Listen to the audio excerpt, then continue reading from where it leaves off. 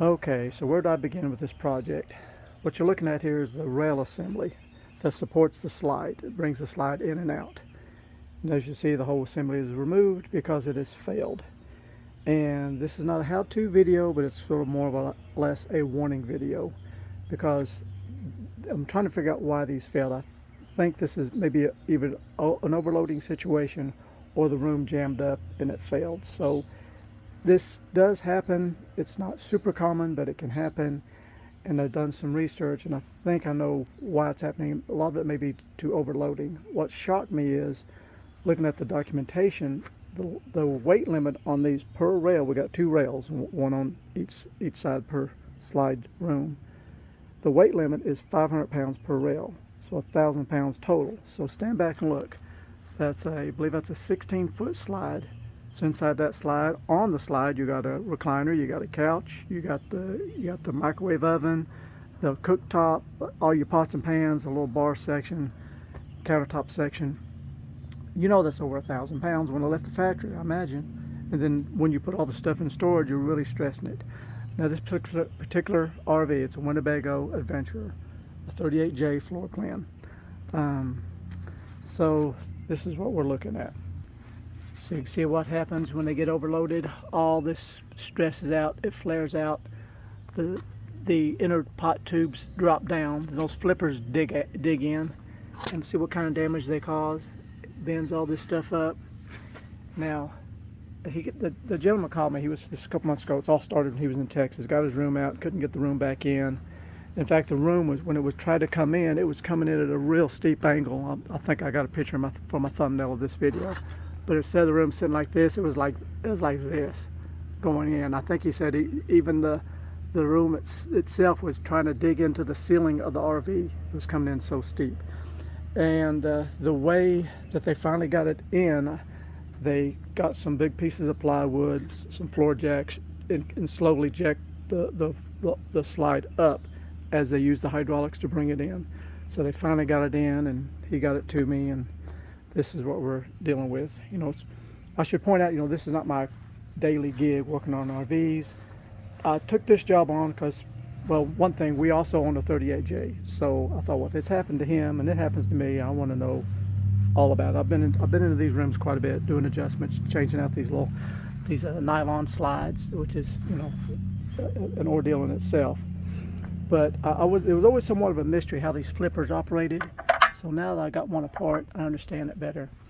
But we're waiting on parts right now. Once we get these parts in, we'll get it all back together. Then I'm doing a full video of how I removed everything and how it goes back together. But let's talk about, okay, why this fails. What are weight limit here? So I got our specs here. Now this applies particularly to, like, I think Winnebago calls this the store more flat floor.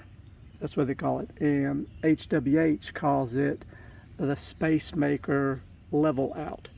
So a couple different names. The whole ideal is the older Winnebagos, like 2003, 2002s, the room just came straight in, or, you know, went straight out, straight in. It didn't drop down level.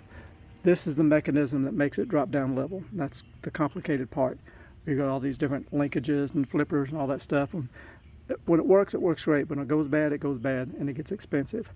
So once I got it here, I started taking it all apart and digging into it. And he told me he had a bunch of spare parts left over. And so I was digging through the spare parts, because I think he's only owned this RV for about 3 years. Someone else had it before him. He really didn't know what was done. And so I got to digging through these parts and seeing all kinds of parts here, man. So someone had been all through this RV. But the scary part was, in digging through those parts, I found a flipper.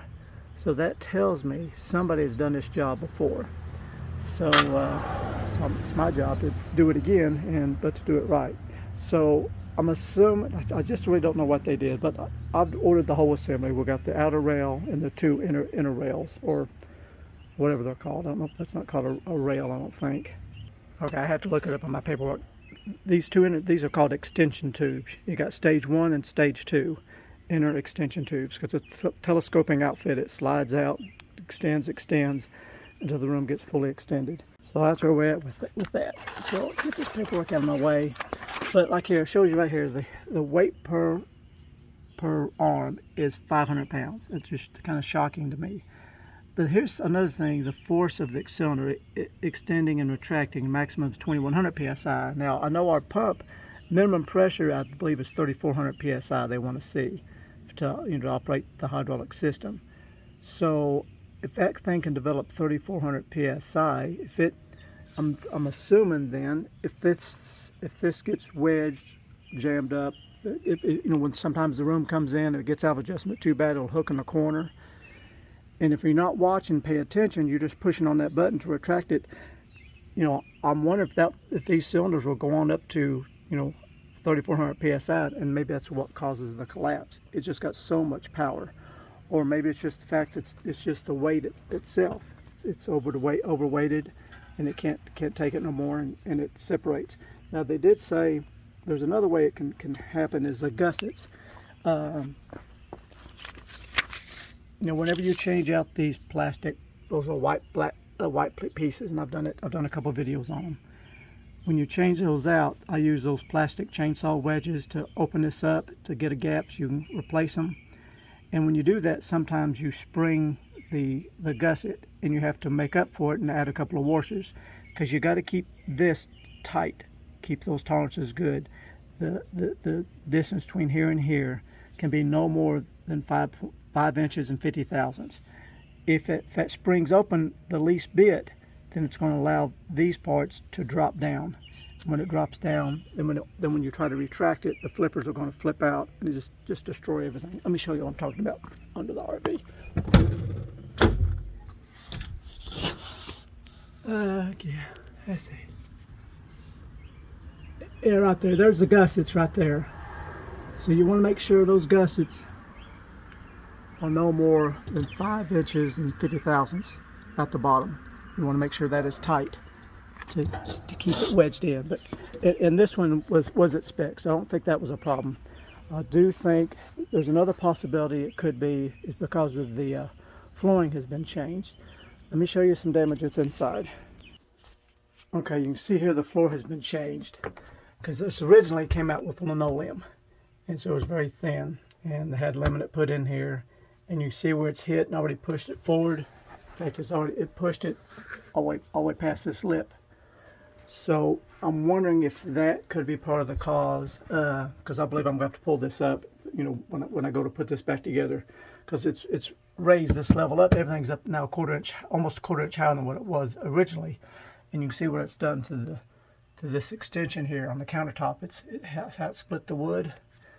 Because now this it's used to coming down and sitting on linoleum, but now it's a quarter inch higher. So when the room went all the way out, it's cracked it and separated the wood.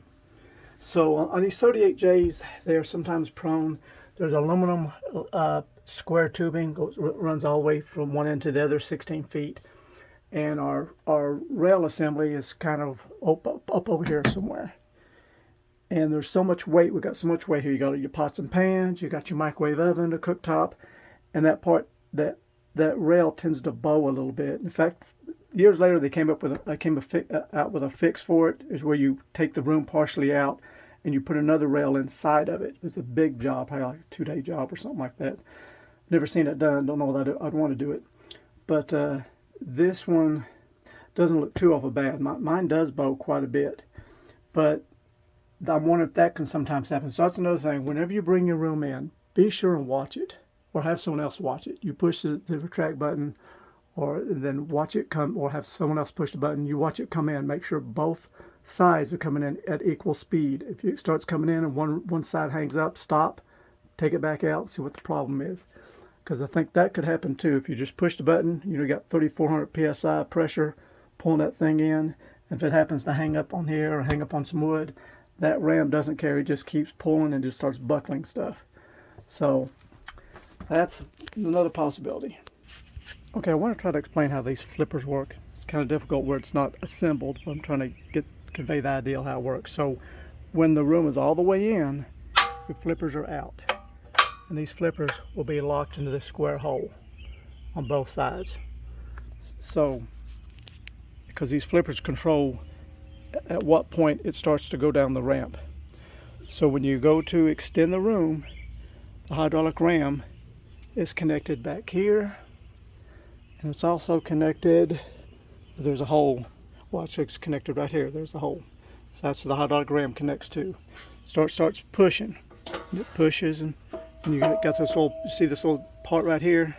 That's what starts pushing this out. I think I got to try and do this in one hand. So you're pushing the out button. The room, at this point, the room is going out. The room is going out. It's not started to drop down yet. It's just sliding across the carpet. So it slides across the carpet until it reaches the point to the flippers. There you go. See, there's where the flippers released. Just about an inch before it starts pushing the secondary, what's called stage 2, I think to call it. Before it starts pushing it, you'll notice the flippers release. So they flip in. The moment they flip in, then it starts pushing it all the way out. And then at the moment it does that, because it releases from the square hole and it starts going down that ramp. I'm going to try to flip this all back over and put it back together and kind of show you a little bit of how it works. Okay, here's what it looks like when it's assembled and mounted in the RV. And you see how much damage we got, how much it bent that. And that takes a lot of power. Think about that. I mean, you got these two big angles, and it was enough to bend all that down. So, but you can see here, there's a hole. That's where a hydraulic ram hooks to, which is tied into, that ties into this inner tube.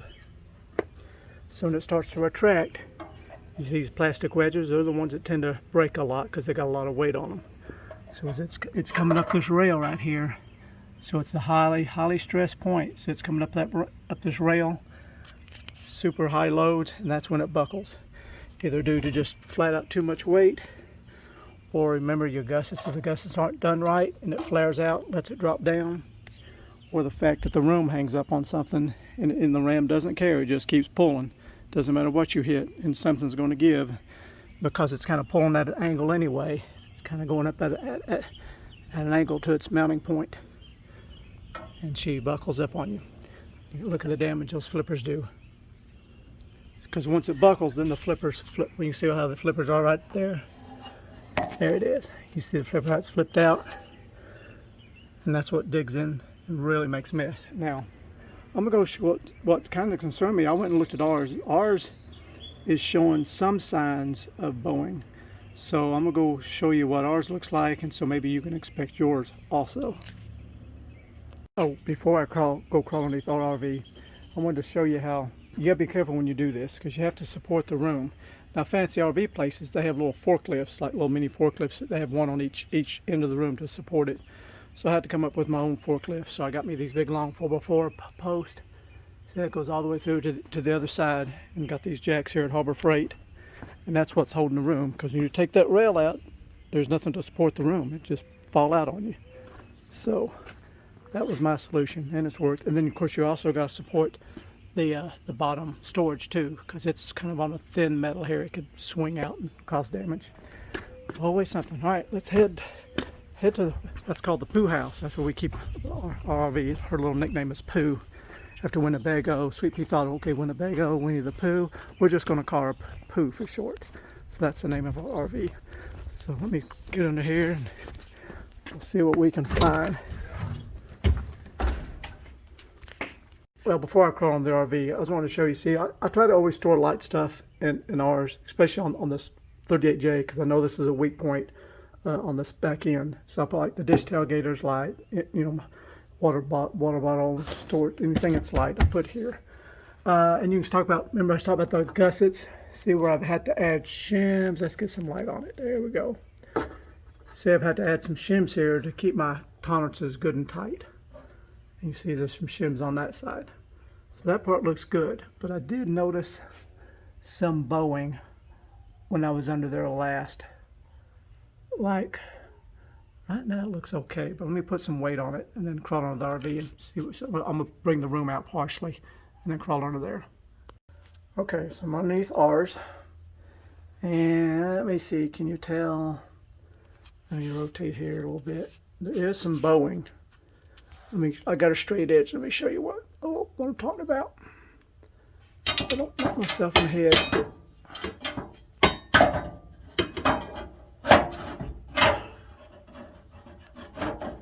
Okay, so I got a straight edge. See that gap? So mine's trying to bow a little bit. It's under stress. The other side is not. It's good and straight. But I'm toying with the ideal of strengthening it up. So I got me some, what size is this? A 1/8 angle iron. 3/4. I'm toying with the ideal of cutting me a piece and possibly welding it, you know, in here. Back up a little bit, you know, from this point to this point. Put me some welds in there and across the bottom. That would strengthen it up. Toying with the idea, thinking about it anyways. But another thing is concerning. I can feel a little bit of a hump right here, where those flippers are sliding up through. And also, if you look closely, see that roll of metal? Let me get my finger in there. See that metal that's rolled out right there? Sharp piece of metal that where there's so much pressure on those flippers when they're coming in and out. So I think, because I'm always diligent about using an RV dry lube, and you can see I don't know what I got a hold of. I've got a hold of a different brand that left behind a white color for some reason. But I'm always concerned about, you know, getting these things to slide as easy. Of course, as a reminder, never put no grease, nothing like that. I know HWH says leave them dry, but it makes me feel better. I sleep better not putting a little RV dry lube on there. Try to keep things sliding as easy as possible. But now that I understand a little bit better how it works, I'm going to try to focus more when I go in here about you know, spraying under here where these loads are, and because I like spraying it like in this gap right here, so it'll run down in that little trough and where that plastic piece slides. But now that I understand how it works, I'm going to try to focus more and spray me some dry lube right up here on the back side where that flipper drags all the time. So it's just something to think about. And another video, I'm still waiting on HWH to ship me the assembly. Once we get all those parts, we'll get all that reassembled, put back together. It'll make for an interesting video. So get his working. And oh yeah, another thing about his, you can see we got 4 rollers here. On his RV, 2 rollers were missing. So I've got the brackets. The brackets are gone. So the person that got a hold of it before me, I just don't know what all they was thinking or what they was doing, but they didn't do it right, I don't believe. Anyways, I guess we're going to wrap her up. Just wanted to get this word of warning out there for you, not to overload your HWH slide. And maybe call in here and check yours. Make sure it's not bowing out.